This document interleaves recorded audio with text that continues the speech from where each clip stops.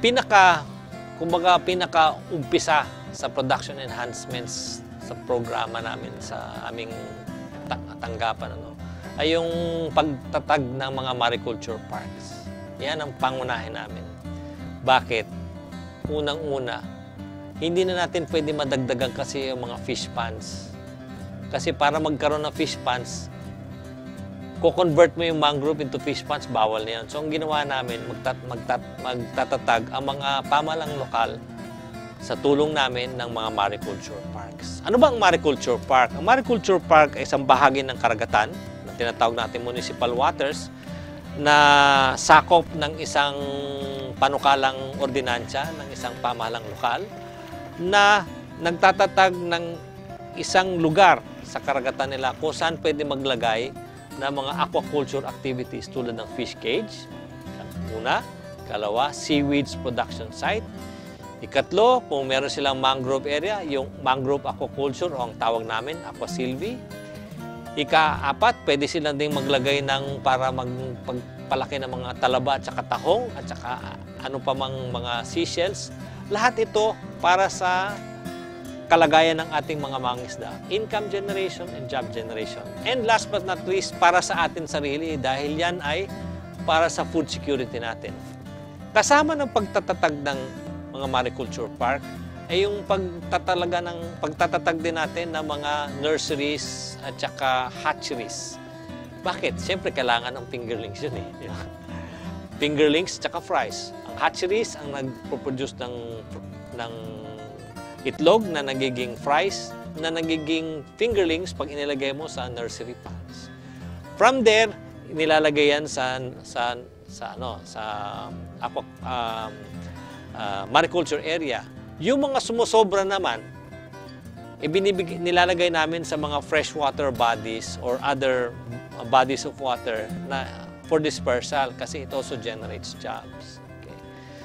So kasama dyan yung distribution system ng fingerlings at fries. Okay? Katapos, meron tayong side naman sa mariculture park yung binanggit ko kanina, yung seaweeds. So, 3 items yan sa seaweeds namin. Unang-una, meron kaming seaweeds tissue culture center and laboratories. Kasi dyan mo tinatago yung mga similya. Okay. Protektado siya kasi wala siya not exposed to nature. Ikalawa, meron tayong pagtatatag ng mga seaweeds nurseries. Ang mainam sa seaweeds nurseries kasi, pwede din private sector ang nagpapatakbo niyan. In fact, mas mabuti nga private sector ang nagpapatakbo niyan. At last but not the least, para sa seaweeds naman, meron kaming itinatatag na seaweeds processing plants. 2 na yung itatag namin. Isa sa Cabidan, isa sa Parang Maguindanao. And then, last but not the least, among the many, yung mga distribution ng eco-friendly fishing gears. Kahit papano, meron kasing mga sistema ng pangisdaan na hindi talaga mawawala. Yung panghuli ng isda from the wild. So, may fishing gear kami, meron kaming squid jiggers, at meron kaming tinatawag na lambaklad. Tinutulungan namin yung mga mangisda magtatag ng lambaklad. Usually kasi ang lambaklad, since fish trap yan, hindi lang namang isang tao ang nakikinabang dyan, kundi isang grupo ng mga mangisda. Meron din kaming tinatatag na pagkatapos ng pangisdaan yan, yung tinatawag nating post-harvest facilities. Yung sistema kasi ng post-harvest losses, pinaka-importante, oras na nahuli yung isda from the wild. Dapat sana may yelo na kagad yan. The simplest refrigeration or preservation system that we have on hand is the use of ice. Kung walang ice, talo kagad ng mga isda. Pagdating niya mula sa laot, papunta doon sa baybayin, baka pag meron ng namimili, bilasa na yung isda. Di ba? So, kinakailangan may yelo. So, merong ice maker yan, may cold storage, merong fish port din yan. Fish port na pwedeng pangkomersyo, pwedeng munisipyo. Para magamit itong lahat na binibigay namin, what we call training ng mga tao. Bahagi po yan ng tinatawag namin IEC, which is Information, Education, and Communication Functions namin. Sa madalit sabi, marami naman ding taong dapat nating turuan para paano pangalagaan ng kanilang pangisdaan. May mga sistema kaming natututunan sa ibang mga bahagi ng Pilipinas na pwede namang matutunan ng ibang mga Pilipino sa ibang bahagi. Meron din naman tayong tinatawag din na market assistance. Pagkatapos na produce, pagkatapos na process, meron tayong market assistance. Kasi siyempre tutulungan din natin ang mga producers. So, paano natin ginagawa yan? Usually, market matching ang aming ginagawa dyan. Pero, all in all, whether we like it or not, there is still some regulatory regimes that we need to put in place. Bakit? Tulad ng binanggit ko sa iyo kanina, in a new global order, there are many regulations that we need to put in place dahil unang-una, para mawala yung illegal, unreported, and unregulated fishing. That's one. Number two, kinakailangan din siya food safe. So, tinuturuan natin sila ng sistema ng HACCP o tinatawag nating Hazard Analysis Critical Control Point System na in all points of the production, from production to processing, to marketing, to eventual exports, the food coming from fish is safe to eat. And last but not the least, meron kaming tinatawag na research and development para sa ating pangisdaan. Unang-una, for culture. Yung mga ating pinapalaki ngayon ng isda, we try to enhance them by breeding. Meron tayong para sa tilapia, meron na nga tayo nung araw, pangkaraniwan lang ang tilapia, pero meron tayong cold tolerant tilapia. Merong saline tolerant tilapia na pwede mong palakihin sa dagat. At meron tayong red tilapia. Meron din tayong Japanese dojo at saka may Australian silver perch. And last but not least, ang pinaka-latest natin na sinusubukan dito sa Pilipinas ay yung Pangasius. Isang promising na species ang Pangasius sapagkat ito'y higher value, masarap din. Noong nag-usap kami ng Brunei, gusto nila mag-import ng Pangasius mula sa Pilipinas. Sapagkat nalalaman nila ang sistema ng pagpapalaki natin ng Pangasius sa Pilipinas ay food safe ang tawag. Kumbaga, marami na tayong regulasyon na itinalaga na masisiguro natin na yung Pangasius na pinalalaki natin dito walang lason, masarap, at kainam-inam kainin. So, at pagkatapos, ang kanilang demand is something like 25,000 metric tons a month. Yan ang gusto nila.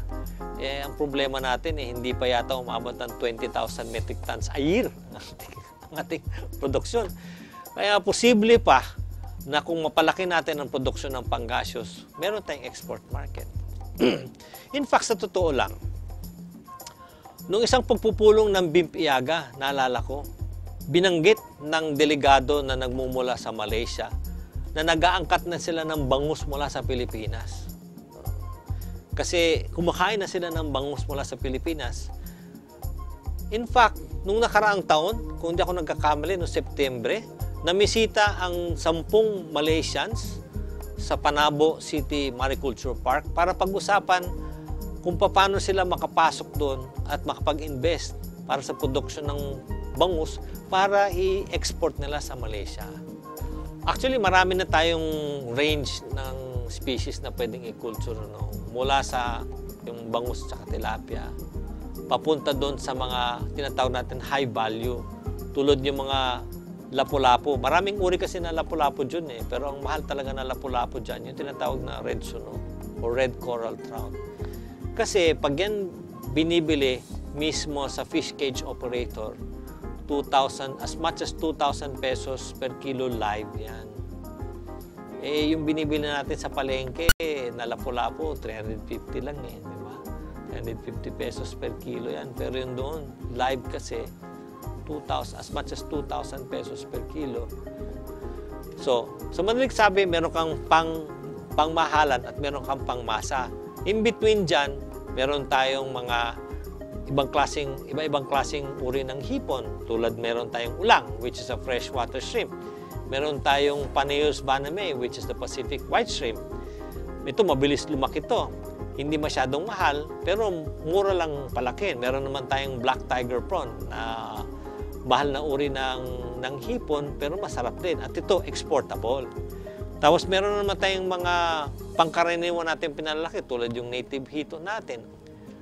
Aside from yung mga 10,000 ng food fish, meron tayong ornamental fish. Yung nakikita mo sa mga aquarium. Goldfish, angelfish, gapi, Japanese koi. Ito ang tinatawag na high value fish din ito. Bakit? Kasi hindi yan per kilo binibili, per piece. May mga ibang isda, di ba, binibili natin per kilo. Tilapia, depende yan kung saan mo binili, 55 pesos to 90 pesos per kilo yan. Baka magulat ka dyan. Yung mga ganito kalalaking Japanese koi, isang peraso. High value yan. Pwede palaki nga yan sa backyard kasi meron tayong sistema ng urban aquaculture. So malaki ang posibilidad na malaking malaki ang kikitain natin sa pangisdaan. But we need to grab the opportunity, John. Sa ating minamahal na fisher folk, okay, from the year 1992, okay, parang identified sila as part of the marginalized sectors sa ating bansa. Nung naitalaga yung Fisheries Code of 1998, nabigyan ng pag-asa itong mga mangingisda natin. Kami naman sa tanggapan namin ng BIFAR ay kami buong pusong nais naming tumulong sa inyo. Binigyan kami ng kapangyarihan, binigyan kami ng mandato para tumulong sa inyo. Pero hindi namin ito maisasagawa kung wala kaming tulong din sa inyo. Partnership tayo kasama ang pamahalang lokal para maitaas ang antas ng inyong kalagayan sa buhay. Kami naman ay natutuwa naming maging bahagi sa inyong buhay. Marami na kaming fisher folk leaders na nakasama sa aming pagtatalaga ng aming mga mandato. Kasama na namin sila sa pagtatanim ng mga mangroves. Kasama din namin sila sa paglilinis ng mga baybayin. Kasama din sana namin kayo para maging matatag, maging pangmatagalan, at para maging masaya ang inyong pangisdaan sa ating mga fisher folk. 16 ang mga regional offices namin, isang central office, at marami din kami mga centers. Pumunta lang sila kahit na anumang tanggapan namin, kung anumang opisina doon, o pumunta sila sa tanggapan ng pamahalang lokal. Hanapin lang nila ang municipal agriculturist nila at pwede na lang iiwan yung sulat nila para sa amin at aabot din yun sa amin. Pwede rin kayong tumingin sa aming website. Ang URL ay www.bfar.da.gov.ph. Thank you very much. Maraming salamat sa inyo lahat.